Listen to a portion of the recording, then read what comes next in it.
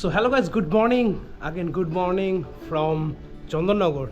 তোমাদের আবার অনেক ওয়েলকাম জানাচ্ছি আমার চ্যানেলে। আজকে হচ্ছে একটা রবিবার, আর রবিবার মানেই বুঝতে পারছো আজকে কিন্তু রাইডের দিন। আমরা যাচ্ছি একটা জায়গায়, থাম্বনেল থেকে তোমরা তো বুঝতে পেরেই গেছো আমরা কোথায় যাচ্ছি, বাট তাও বলে দিচ্ছি আমরা যাচ্ছি রবীন্দ্রনাথ ঠাকুরের জায়গায়, যেটা হচ্ছে শান্তিনিকেতন। আর শান্তিনিকেতন এই নিয়ে আমি তো অনেকবার গেছি, আমি গুনে বলতে পারবো না আমি কতবার শান্তিনিকেতন গেছি, হবে 5-6 বার হচ্ছে এটা নিয়ে। তো এই ট্রিপে আমরা শান্তিনিকেতন কোন রাস্তা দিয়ে যাচ্ছি, মানে চন্দননগর থেকে আমরা শান্তিনিকেতন কোন রোড ধরে যাব, আর ওখানে গিয়ে কোথায় থাকবো, কী কী খাবো, কি করব, সবই তোমাদের সাথে কিন্তু শেয়ার করব। তো ব্লগটা স্কিপ না করে দেখতে থাকো, আশা করি ব্লগটা তোমাদের সবার ভালো লাগবে।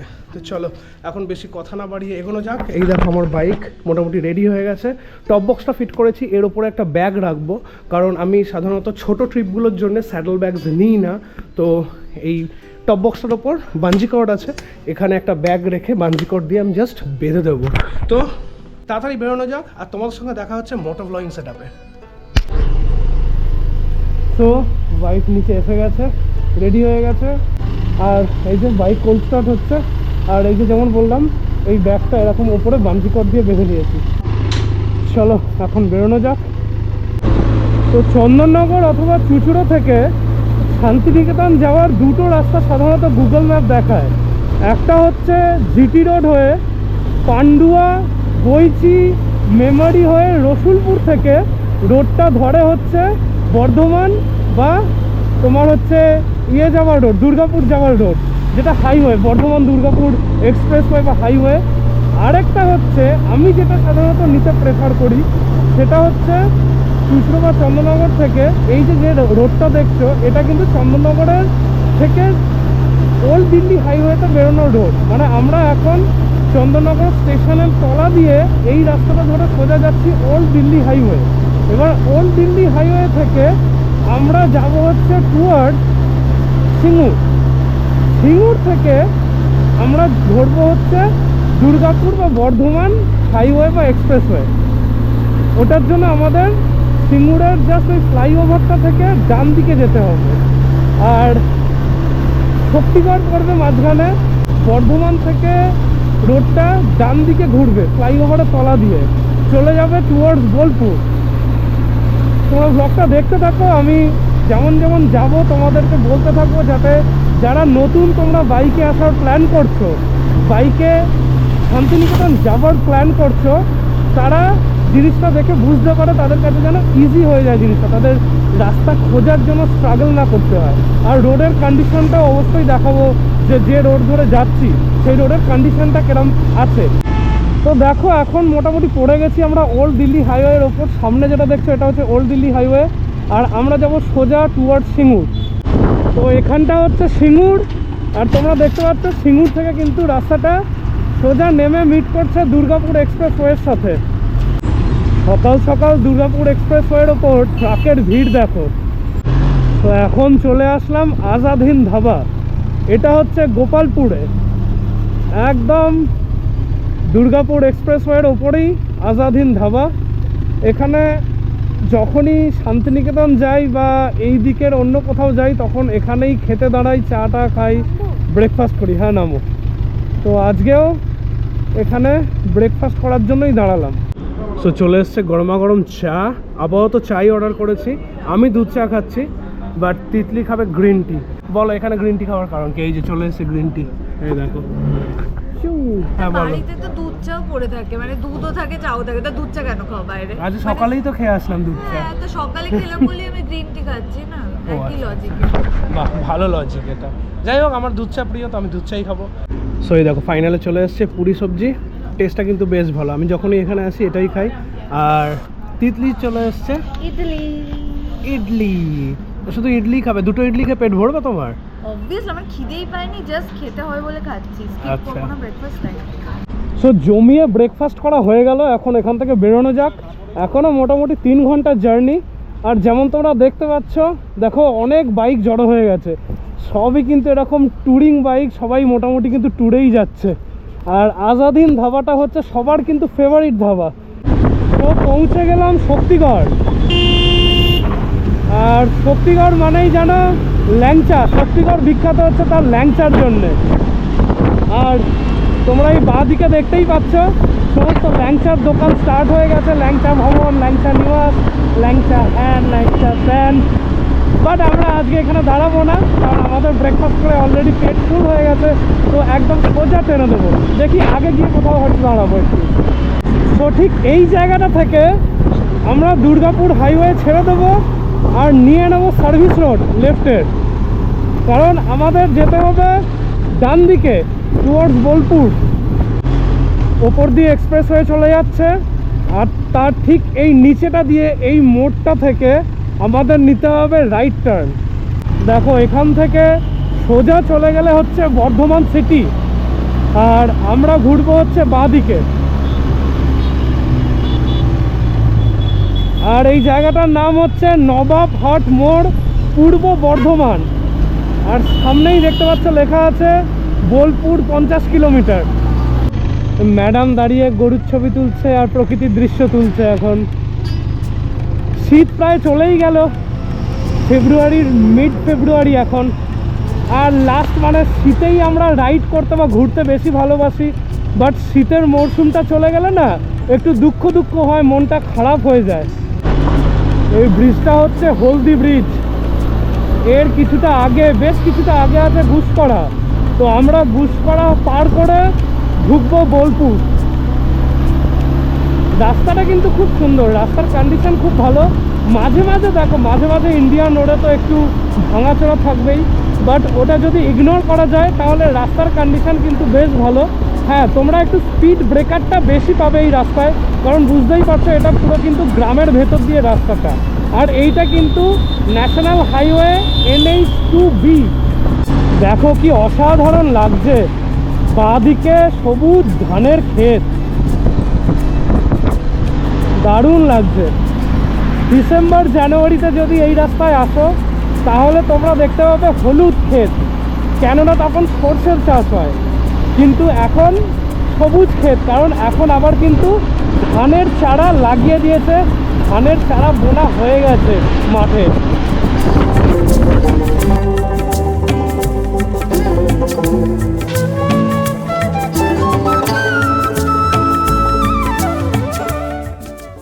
এই জায়গাটার নাম হচ্ছে অরগ্রাম, আর এখান থেকে বোলপুর আর 31 কিলোমিটার। বোলপুর আর মাত্র মোটামুটি হয়তো 12 কিলোমিটার যতটা দেখলাম। আর ভিড় দেখো রাস্তায়, এত ট্রাকের লাইন, এত জ্যাম, ভাই কোনোদিন আমি পাইনি।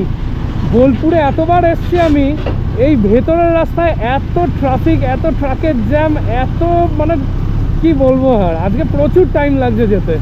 দেখেছো পুরো লম্বা গাড়ির লাইন, সবাই মোটামুটি কিন্তু ওই বোলপুর শান্তিনিকেতনই যাচ্ছে। তো বোলপুর এখান থেকে আর মাত্র 4 কিলোমিটার। যদিও তোমরা রাইট হ্যান্ড সাইডে বোলপুর সিটিটাকে দেখতে পাচ্ছ।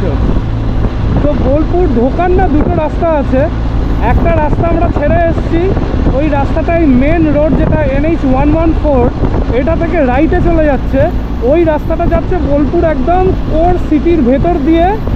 আমাদের যে ডেস্টিনেশন, আমাদের রিসর্ট যেটা বুক করা আছে, সেটা পরে বলছি কি রিসর্ট, সেইখান অবধি কিন্তু দেখাচ্ছিল ওই রাস্তাটা একটা। আর আমি প্রেফার করি যেটা বোলপুর সিটিটাকে বাইপাস করছে, কারণ সিটির মধ্যে ঢুকলে না অনেক জ্যাম পাওয়া যায় এই সময়, যেহেতু দুপুর হয়ে গেছে। তো তোমরা দেখতে পাচ্ছ এই রাইট হ্যান্ড সাইডে বোলপুর সিটি, আর এই রাস্তাটা কিন্তু সিটিটাকে বাইপাস করে দিচ্ছে। তো এই রাস্তাটা ঢুকবে হচ্ছে সোনাঝুরি হাট দিয়ে, মানে সোনাঝুরি হাটের যে রাস্তাটা, ওই রাস্তাটা দিয়েই আমরা ঢুকবো। আর আমাদের যে রিসর্টটা বুক করা আছে সেটা বোলপুর শান্তিনিকেতনে নয়, সেটা হচ্ছে তালতোড়। তো তালতোড়টা যাওয়ার জন্য আমি এই রাস্তাটাই প্রেফার করি। তো এখান থেকে নেব হচ্ছে আমরা রাইট টার্ন, আর এটা হচ্ছে সোনাঝুরি যাওয়ার রাস্তা, সোনাঝুরি রোড বলে এটাকে। এই সোনাঝুরি রোডের ওপরেও তোমরা অনেক হোটেল কিন্তু পেয়ে যাবে, এখানে প্রচুর হোটেল আছে, তোমার রিসর্ট আছে, তারপরেতে যেটাকে বলে হোমস্টে সেগুলো আছে, সব আছে এখানে। বাট এইগুলো না খুব কম অ্যাভেলেবিলিটি থাকে, আর প্রাইস এই সময় প্রচুর হাই থাকে। সো ফাইনালি পৌঁছে গেলাম আমাদের রিসর্টের নাম হচ্ছে মৃণালিনী রিসর্ট। জড়িয়ে যাচ্ছে কথা। তো এই রেজর্টটায় আমরা আগের বছরে যখন এসেছিলাম শান্তিনিকেতন মার্চ মাসের প্রথমের দিকে, তখন আমরা এই রেজর্টটাই বুক করেছিলাম, আর এইবারও এই রেজর্টটাই বুক করেছি। সো এই হচ্ছে হোটেল থেকে সামনের ভিউ, বা রেজর্ট থেকে বলতে পারো সামনের ভিউ। সামনেই প্রান্তিক স্টেশন, একদম সামনে দিয়ে রেল লাইন গেছে, আর সুন্দর একটা ভিউ। আর এইটা হচ্ছে আমাদের রুম, সেকেন্ড ফ্লোরে 301। এই রুমটা নতুন হয়েছে বললো, তাই এটাই অ্যালট করলো। রুমে ঢোকা মাত্রই দেখতে পাচ্ছি ডান দিকে একটা ওয়ার্ড্রোব আছে ছোটো মতো, এখানে কিছু রাখার জায়গা আছে, এখানে টিভি আছে, এখানে দুটো সোফা চেয়ার মতো আছে, একটা টেবিল আছে, টি টেবিল বলতে পারো। এখানে সুন্দর একটা এরকম ফ্লাওয়ার ভাস টাইপের আছে। আর এই হচ্ছে বেড, আর ওখানে সাইড টেবিল আছে, ওখানে আয়না আছে, এসি আছে, অ্যান্ড এইখানে হচ্ছে ওয়াশরুম। ওয়াশরুমটা বেশ ক্লিন আর বেশ বড়, ভালো, বেশ গিজারও আছে অবভিয়াসলি। তো এই হচ্ছে হোটেলের রুম, আর আমরা লাঞ্চ অর্ডার করে দিয়েছি, তো লাঞ্চ আসবে এক্ষুনি।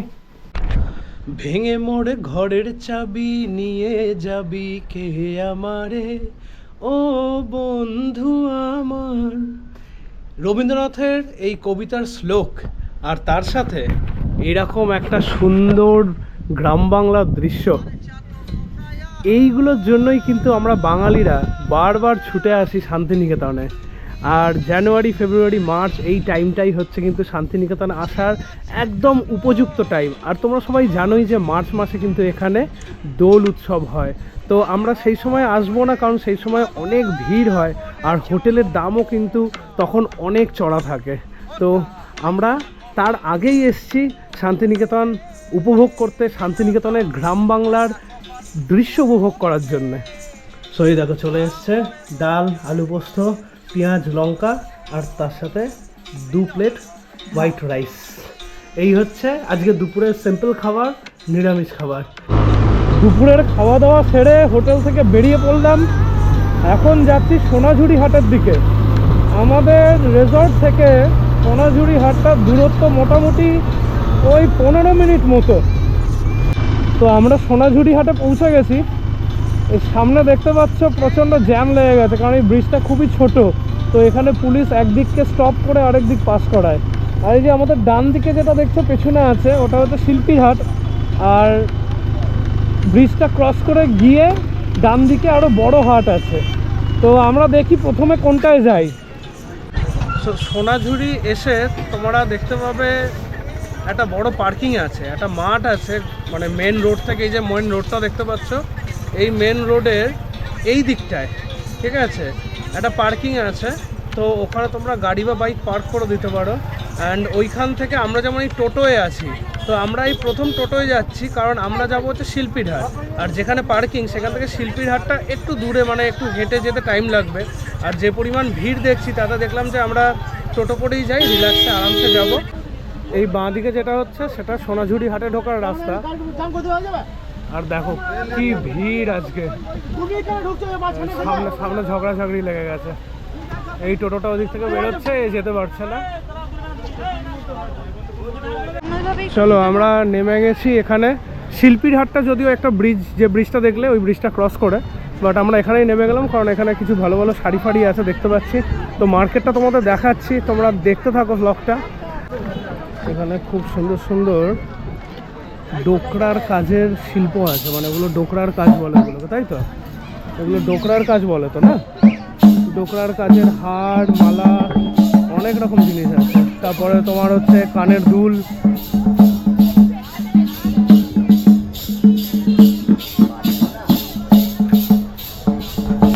ওই দিকেরগুলো 700 করে নাকি? ওই লাইনটা 700, আর এটা 1200? এটা 1200 আছে এই দিকটা। আচ্ছা, 1650 কাজের উপর সব কিছু দাম। আচ্ছা, দেখো এখানে কত রকমের পাঞ্জাবি বিক্রি হচ্ছে, শার্ট বিক্রি হচ্ছে। এই দেখো আমি পরে আছি যেরকম, এই শার্টটা, এরকম শার্ট এখানে দেখো আরও বিক্রি হচ্ছে। এখান থেকেই কেনা আগের বছর এসে। এই দেখো, এই যে এটা আমি পরে আছি, সেম টু সেম। এখানে প্রচুর জামা, পাঞ্জাবি তোমরা দেখতে পাচ্ছ। এখানেও তাই সেম পুরো মানে পুরো এই রোটাই কিন্তু হচ্ছে এই জামা পাঞ্জাবির মানে রো।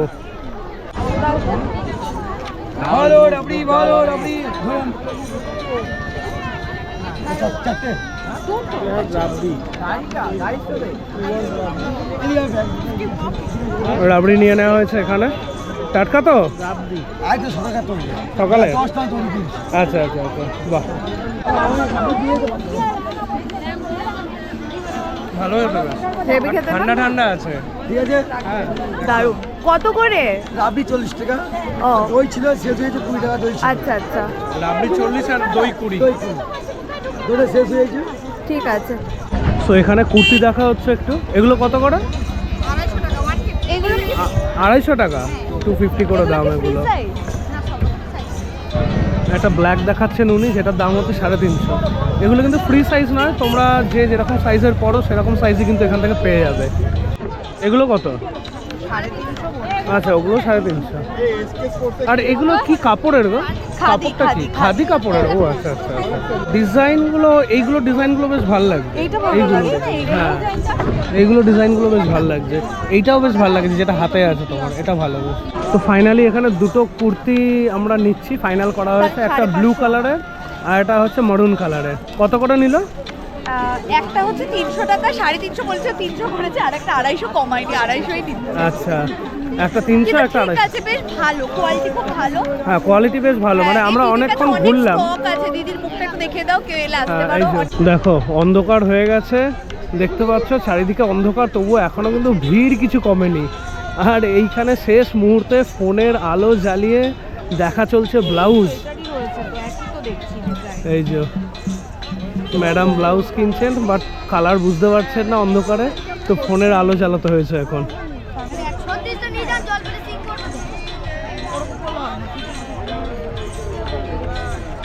হেভি স্মার্ট, 36 নিয়ে যান, জল পড়লে স্প্রিং করবে। হেভি বলে দিল। সো ফাইনালি ফিরে এসেছি এখন রিসর্টে। খুব বেশি কিছু কেনাকাটা হয়নি, কারণ আজকে অন্ধকার হয়ে গেছিলো আর গেছিলামও দেরি করে। অলমোস্ট 4:30-5টা নাগাদ গেছিলাম আমরা সোনাঝুরি হাটে। তারপর ওখানে ঘুরতে ঘুরতেই দেখলাম অন্ধকার হয়ে গেলো। তোমরা দেখলেই যে মোবাইলের টর্চ জেলে লিটারেলি আমরা শপিং করছিলাম। তো ওখান থেকে বেরোনোর পর একটু চা খাওয়া হলো, একটু এগরোল টেগরোল খাওয়া হলো, আর এখন চলে এসেছি, দেখতে পাচ্ছি আমাদের রেসর্টে চলে এসেছি। আর রেসর্টটা কিন্তু খুব সুন্দর আলো দিয়ে সাজিয়ে দিয়েছে। দেখো আগেরবার যখন এসেছিলাম তখনও খুব সুন্দর আলো ছিল, এখনও খুব সুন্দর আলো আছে এখানে। আর এইখানে আমার বাইকটা রেখে দিয়েছি, যদিও বাইকটা আমি ওইখানটায় পার্ক করে দেবো রাতে, কারণ কালকে ভোরবেলা বেরোতে হবে। কালকের অনেক কটা প্ল্যান আছে, তো কালকের ব্লগটাও অবশ্যই দেখো, মিস করো না, ইনফরমেটিভ ব্লগ হতে চলেছে। আর রিসর্টের ভেতরটা কিছুটা এরকম দেখতে পাচ্ছ, একটা খুব সুন্দর দোলনা রাখা আছে। এখানে তোমরা সন্ধেবেলা বসে বা বিকেলবেলা বসে টাইম স্পেন্ড করতে পারো, খুব সুন্দর। আর এখানেও গাড়ি পার্ক করার জায়গা আছে, এখানে সব গাড়ি পার্ক করে দিয়েছে। আর এই হচ্ছে রিসর্টটা বাইরে থেকে, এরকম 3 তলা মতো রিসর্ট। আর এর ভেতরেও কিন্তু আছে তোমার খাবার জায়গা, মানে হচ্ছে রেস্টুরেন্ট, যেটা সব রিসর্টেই বা সব হোটেলেই রেস্টুরেন্ট থাকে।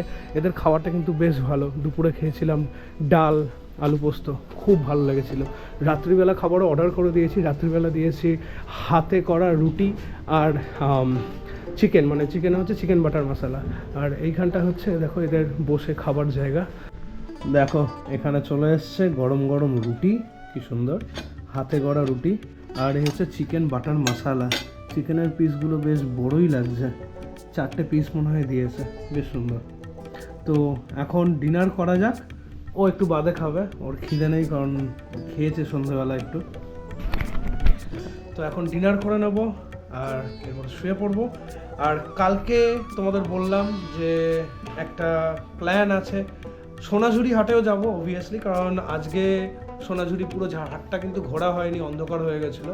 তো কালকে যাব সোনাঝুরি হাটটা, বেলায় যাব, মানে ধরো 10:30-11টা থেকে না সোনাঝুরি হাটটা ওপেন হয়, তো আমরা তখন যাব সোনাঝুরি হাটে। আর তার আগে যাব আরেকটা জায়গা, খুব ইন্টারেস্টিং একটা জায়গা, সেটা তোমাদের সঙ্গে শেয়ার করব।